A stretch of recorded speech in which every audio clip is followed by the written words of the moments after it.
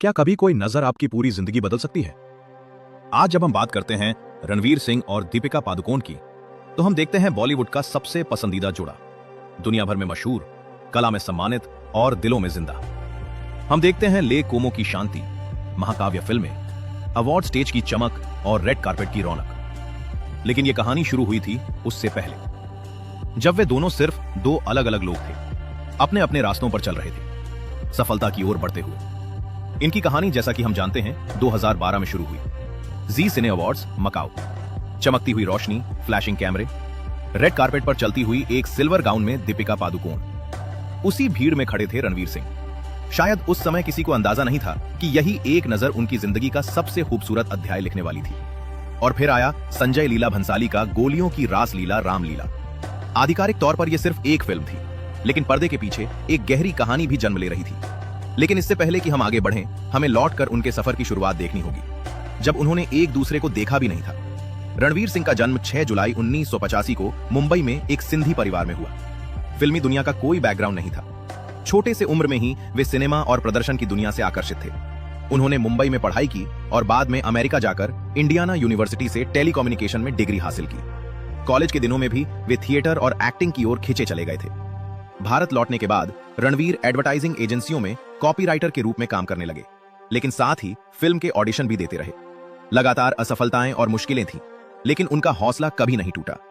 2010 में उन्हें यशराज फिल्म्स की बैंड बाजा बारात में मौका मिला। फिल्म हिट हुई और बिट्टू शर्मा के रोल के लिए उन्हें film fair best debut award मिला। बॉलीवुड में एक नया, एनर्जेटिक और अनोखा चेहरा सामने आया। वहीं दूसरी ओर दीपिका पादुकोण का सफर शुरू हुआ बिल्कुल अलग दुनिया में।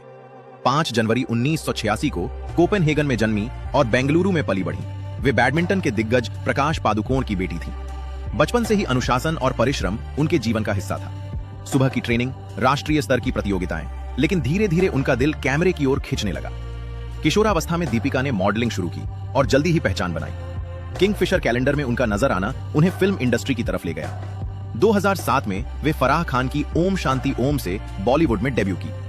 फिल्म ब्लॉकबस्टर थी और दीपिका को film fair best debut award मिला। लेकिन सफलता आसान नहीं थी। 2008 से 2011 तक लव आजकल, हाउसफुल जैसी फिल्में आईं, लेकिन आलोचना भी मिली। दीपिका ने हार नहीं मानी। उन्होंने अपने हुनर को निखारा, बेहतर भूमिकाएं चुनी और धीरे धीरे खुद को एक गंभीर कलाकार के रूप में स्थापित किया।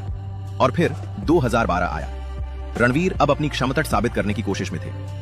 दीपिका एक स्थिर स्टार के रूप में नई परिपक्वता और प्रदर्शन प्रधान भूमिकाओं की ओर बढ़ रही थी। 2 अलग पृष्ठभूमियां, 2 अलग संघर्ष। एक एडवर्टाइजिंग ऑफिस में मेहनत कर रहा था और दूसरा बैडमिंटन कोर्ट और फैशन रैम्प्स से। फिर रामलीला का सेट, पर्दे पर पेश किया गया प्यार, लेकिन कैमरे के पीछे उनकी केमिस्ट्री ने सबको चौंका दिया। 2013 में फिल्म रिलीज हुई और बॉक्स ऑफिस पर धमाल मचा, लेकिन दर्शक उनके ऑन स्क्रीन केमिस्ट्री को भुला नहीं पाए। 2013 दीपिका का साल था।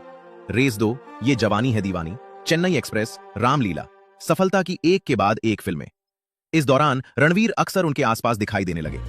फाइंडिंग फैनी के सेट पर उनकी मौजूदगी जैसे इशारों में बहुत कुछ कह रही थी। 2015 में IIFA, मलेशिया, हजारों दर्शकों के सामने रणवीर ने घुटनों पर बैठकर दीपिका के लिए गाया। उसी साल बाजीराव मस्तानी ने उनकी जोड़ी को फिर से बड़े पर्दे पर चमकाया। प्यार, जुनून, दर्द, हर भाव में वे एक दूसरे के साथ पूरी तरह डूबे हुए दिखे। 2016 तक उनके रिश्ते में यकीन और स्पष्टता दिखाई देने लगी।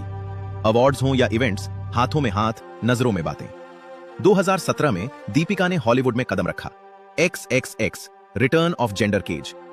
इंटरनेशनल रेड कार्पेट पर जब वे चमक रही थीं, रणवीर हर कदम पर उनके साथ। अगर आप ऐसी सच्ची कहानियों के बारे में और जानना चाहते हैं तो मेरे चैनल को सब्सक्राइब करें।